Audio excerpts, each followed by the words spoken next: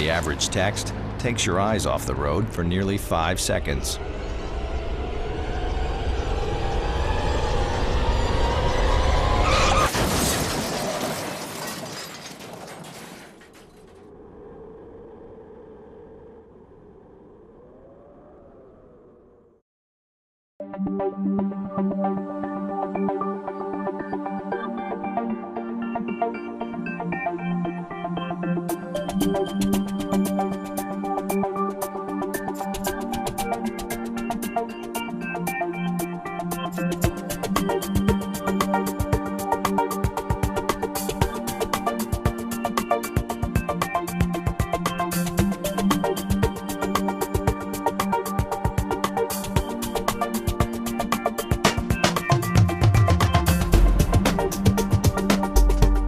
Welcome to This Week with Sheriff Dave Phalen, a weekly program on LSN Channel 9 right here in Lancaster, Time Warner, and also 90.9 WFCO Radio. Each and every week we have a program where we feature guests from within the Fairfield County Sheriff's Office and our community. And this week's special guest is Deputy John Baumgardt. Good to see you, John, as always. And John does a terrific job, a veteran of the Sheriff's Office. And how many years have you been with the Sheriff's Office now? Well, 5 more months will be 27 years. 27 years. Wow. You're about the senior guy, aren't you? Or close? I am in the deputy part. There's a few ahead of me that are brass now. Okay. Well, it probably doesn't seem like it's been 27 years, does it? No, it just seems like they've zoomed by. Yeah. Now, you take care of the registration, the monitoring of our sex offenders in the county. Why don't you tell our viewers and listeners a little bit about what your responsibilities are? Okay. Sex offenders are in several different classifications. There's sexual predators, habitual offenders, sexually oriented offenders, and now under the Adam Walsh Act, there's Tier 1, Tier 2, and Tier 3. Currently, we have 13 that are juvenile offenders and are registering as juveniles, and we have a total currently of 120 offenders. And that's countywide? That's countywide. Everyone within the county that has a requirement to register has to come in and see me and register either once a year, twice a year, or 4 times a year, depending on their classifications. Now, I'm sure for our listeners and viewers out there that when someone hears there's 120 offenders in our county, they're probably saying, boy, that seems like a lot, or that's concerning. But what percentage of those offenders out there would you consider like dangerous, or where they could really be a threat to their neighbors or communities? Because I know you mentioned they're in different tiers, they're in different levels as far as the severity of their crimes. Okay, technically with the predators, they supposedly are the most serious and to be classified as that, there was a determination, there was a likelihood they would re-offend. Tier 3 is pretty much the same thing, only the difference in whether it be under the Megan's Law, which were the predators, or Adam Walsh Act, which is the Tier 3. So out of the 120, how many would you say would be considered the predators, the more dangerous? Right. The predators currently we have 22. 22. And okay. We have I think 4 that are Tier 3. Okay.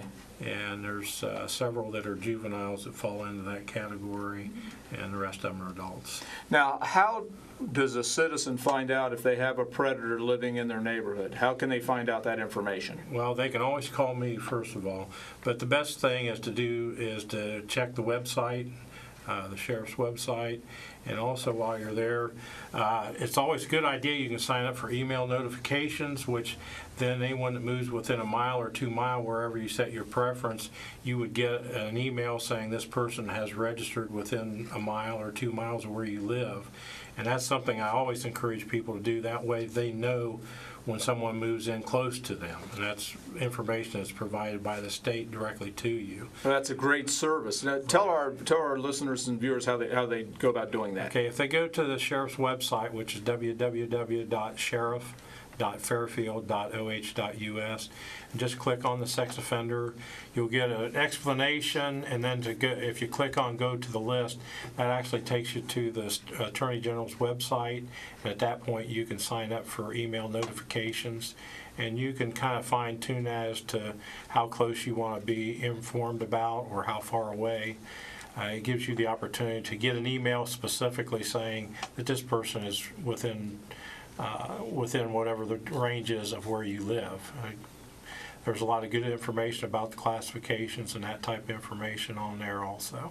Well, that's a great service. Now, these individuals, many of them come in and talk to you periodically. They report into you. Yes. And so you have to monitor where they live, where they work, and those kind of things. Right. If they have a job, go to school, or anything else, even if it's in another county, they would still register with me, but they also have to register in the county where they work or are going to school. For instance, I do have people that work here, live in other counties, and they're required to come in every time they register with that county to verify that they are continuing to work with us, so we're aware that are in our community. Are typically are they in compliance? Are they pretty good about coming in, meeting with you, and is the information they give you accurate? Well, overall, yes, it is.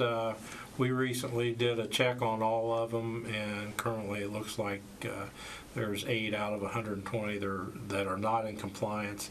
I'm at this point doing an investigation to determine if it's something that is a criminal offense where we'll be filing charges, or if it's just a misunderstanding that they don't quite understand what they need to do, or that type of thing.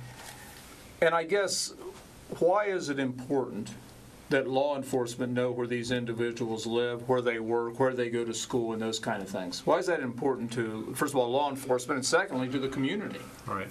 Well, the biggest thing for law enforcement to have the information is if a sex type offense happens, they can certainly check and find out who lives close to that, and check and determine if one of the offenders that lives close may be involved or may not. Mm-hmm. I mean, over the last 12 years that I've been doing it, I've seen only an additional sex charge on 12 people.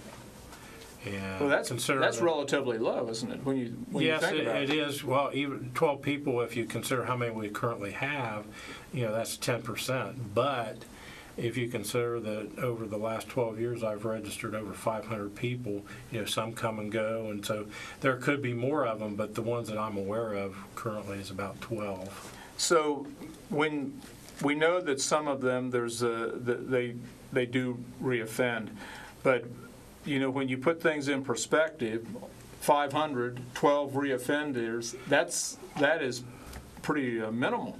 Right, and now in other states or other counties, it's a lot different. I know in Franklin County it's considerably higher than that, but that's what I've seen in the last 12 years that I've been doing it. And why would that be, or do you know?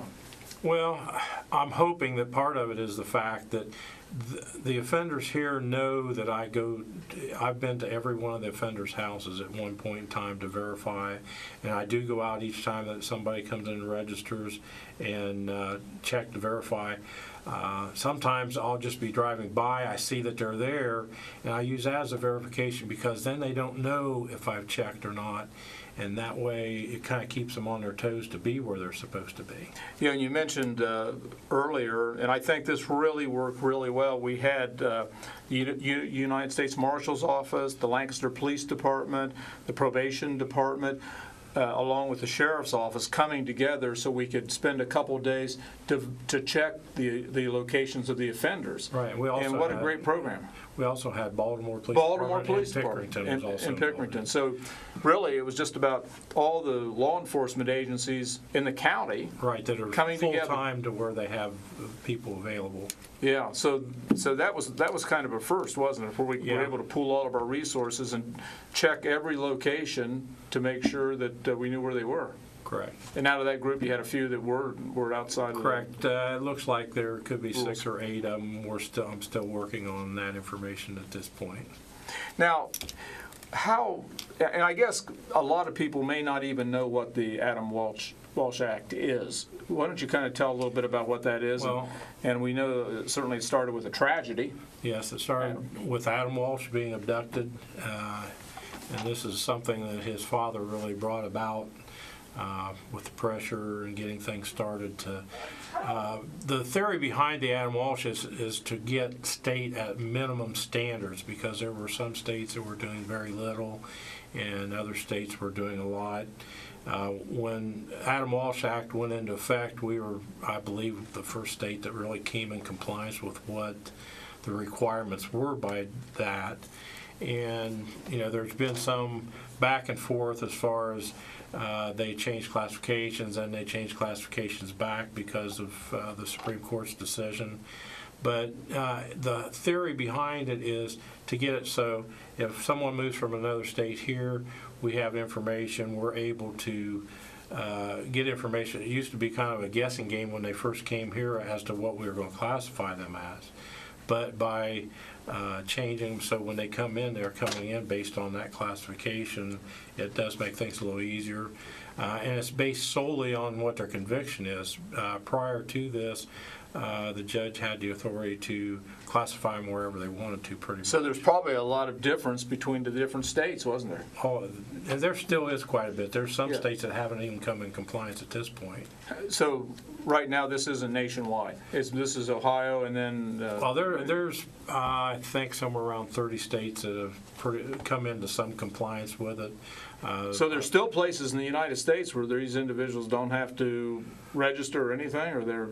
Well, there's some that would be registering here, which they may not be in the states where they're from. Okay. It's just based solely on what their charges are, and there's different ones. And when I first started doing it, there were some charges that weren't and that have now become part of the registration requirement. So it kind of changes, and each state's different. And it's one of the big problems with classifications is I don't know what the law specifically says from Indiana or Illinois, and you kind of have to look at that and look at what our charge is.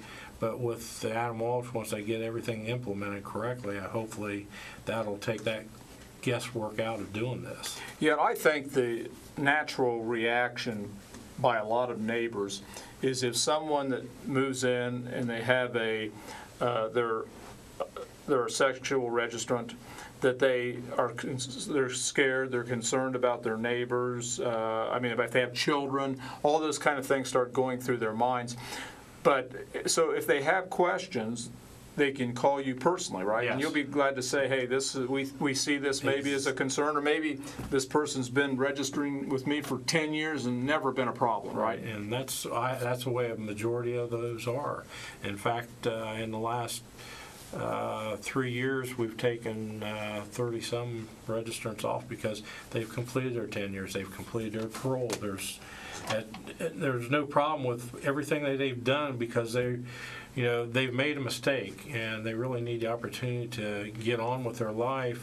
And probably one of the worst part of it is getting employment, because a lot of them have problems getting jobs. Right. But I've found that most of them that do get a job, once they go to work, most of the places have been very happy with them. I had one guy that I arrested twice at his place of employment because of registration problems, and they told him to come back when he got done because he did a good job for him and he showed up for work. And right. So, the biggest problem is they need the opportunity to show the people what they can do, and I think that overall most of them would do a good job for about anyone. Yeah, and I think what I hear is there's two problems when people come out of jail. Number one, they can't get a job. And then beyond that, they can't find a place to live. Right. So you kind of have a couple strikes against you just getting out. Right. Well, one of the things about where they can live, that's kind of escalated. In 2003, they put the schools in the system where they couldn't live within 1,000 feet of school, and now they've added, in 2007, they added daycare centers also. A lot of people don't realize it, but if their offense occurred before 2003, those things don't apply to them. Okay, so if it happened before that time, they can live near the school, They can live there near the daycare. Exactly. I see. And those things have changed, and the big thing is they need the opportunity to do these things. And most of them, they call me up and say, look, can I move here? If it's a problem, then they want to know that. And the one thing about it is the 1,000 feet from a school or daycare center is not a criminal offense. It's only an offense that's a civil matter, which basically they file a complaint, take it to the court, and then the court can order them to move. And that's what they do, and that's what, by doing that, it just tries to get them away from that 1,000 feet. John, we're just about out of time. I'd like to have you back next week. We'll talk a little bit about different things and things maybe in the future we're going to be doing, changes that may be taking place in the next few years.